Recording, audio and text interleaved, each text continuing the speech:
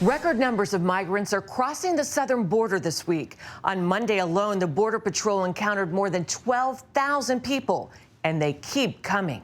Hundreds were seen huddling in Eagle Pass, some wrapped in blankets as they awaited processing. And I suspect Christmas will be worse than today, and New Year's will be worse than today. We're going the absolute wrong direction. Texas Governor Greg Abbott going on offense. He sent more than 100 migrants by plane to Chicago after the city council targeted his busing mission.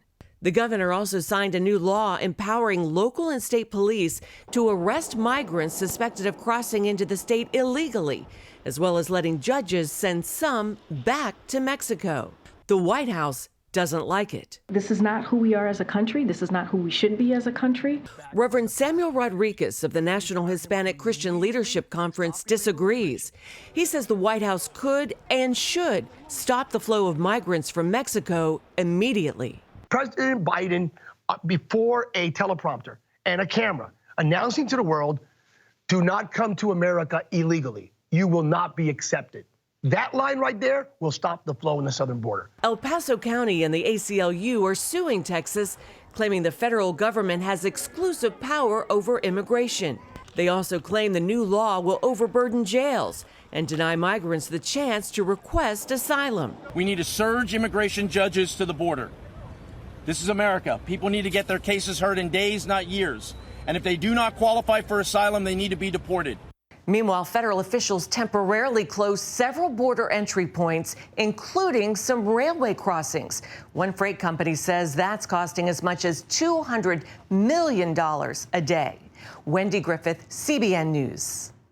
Well, let me underline that quote from the White House. This is our current administration. This is not who we are as a country. This is not who we should be as a country. Well, let me remind you that the United States of America has laws, and they have immigration laws. And you can't, as an administration, say, I'm not going to enforce those laws. That's who we are as a country. We are a country of laws. If you're going to be in the administration, you've made a commitment that you will abide by the current law. I will remind you, you had control of both houses.